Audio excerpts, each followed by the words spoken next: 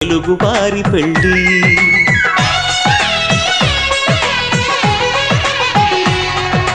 తెలుగువారి పెళ్ళి ఇలవైకుంఠమే మళ్ళీ సంప్రదాయమే సౌందర్యంగా సాగుతున్న పెళ్ళి ఇది తెలుగువారి పెళ్ళి ఒకరికి ఒకరని అనుకుంటే అదే నిశ్చితార్థం ఆ నిర్ణయానికి తలవంచడమే పెళ్ళి అంతరార్థం శతమానం భవతి అంటుంది శ్రావణ మాసం శ్రావణ మాసం శ్రావణ మాసం తెలుగువారి పెళ్ళి